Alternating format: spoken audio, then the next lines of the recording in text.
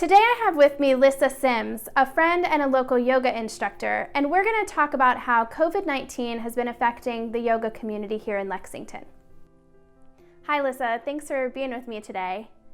In general, I would say that Lexington really has a thriving yoga community. We have so many different studios and classes and instructors that I feel like everybody can find the yoga that they like here.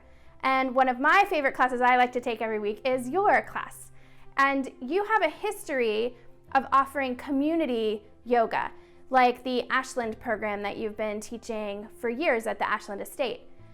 Now, in this time, you have decided to do community yoga as well, even though in the past, in your daily life, you also have paid classes at the Y and at Creative Yoga.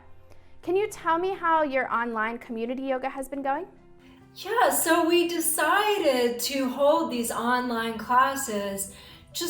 It kind of just happened. We, mid-March, figured out we're not going to be able to go to the studio tomorrow.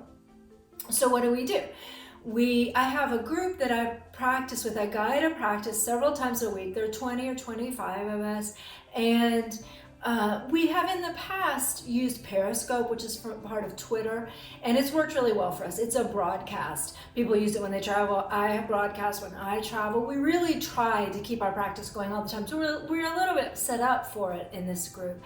And so we said, okay, we'll do this. And we did it one day and it went pretty well. And then we did it for the rest of the week. And now we are in week 9 of practicing together online. Well, Periscope is a broadcast, so anybody can join it. And so I told my family and different people about it. And we are coming into the time when we normally would be doing yoga at Ashland. Well, that's a big practice. There can be 100. There are usually about 100, but we've had as many as 300 people there practicing together. These are people who love practicing yoga together. And so we extended the invitation to them as well.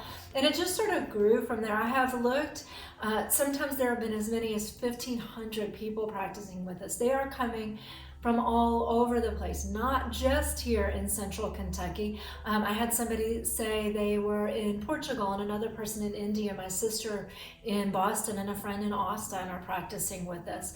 So we have gotten this great online community together, and it's really been an amazing way to be connected in a different and new way. And we've really, really liked being connected in that way.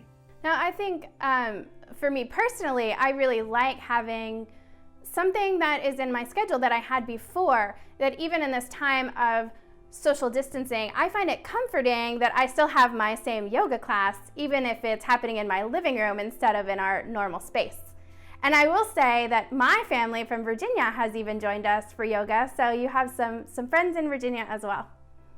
Now, I know that for the yoga community as a whole, and any kind of gyms or studios or body work, that whole industry has really been struggling in this time. People have to decide if they're going to just completely close temporarily or permanently in some cases, whether they're going to offer paid services, how to make those work online.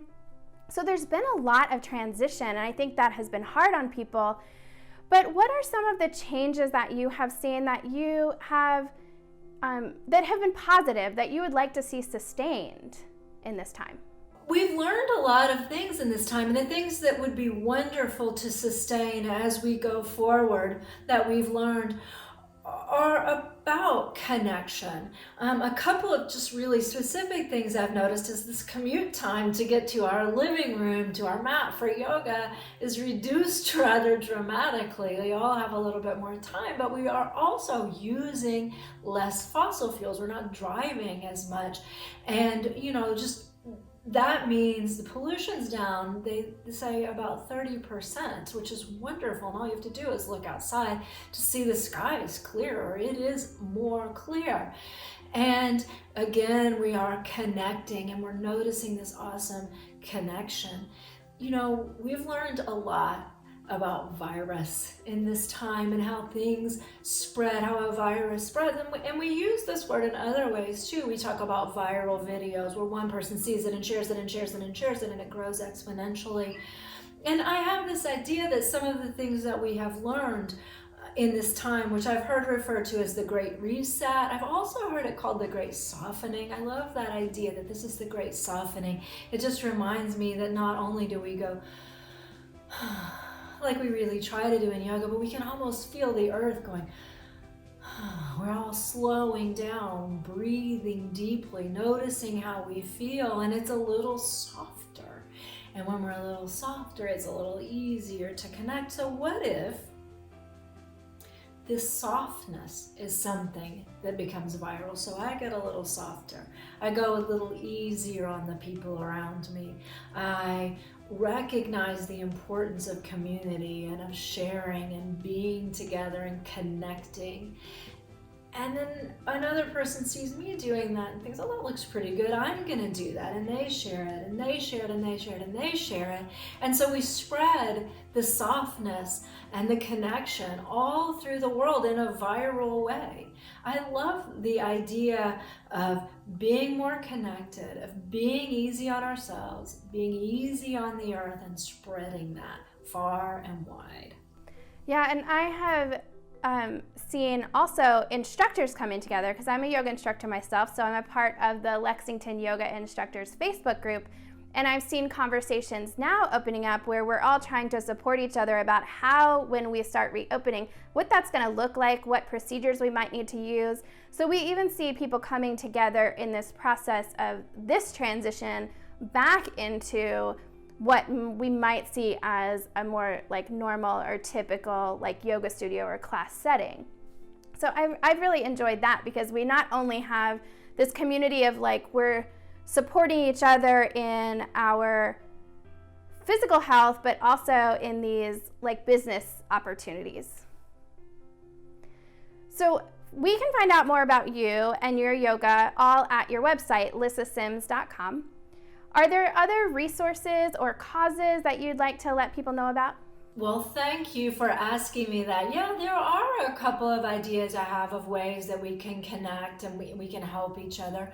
You know, Team Kentucky is a great resource. It's a place where we can really give to the people who need our help right now. I'm really proud of our state. I feel like we really have come together and we have coalesced around this idea of healthy at home and really protecting the most vulnerable among us in lots of ways. So I'm really proud of that. So that's a great one, Team Kentucky.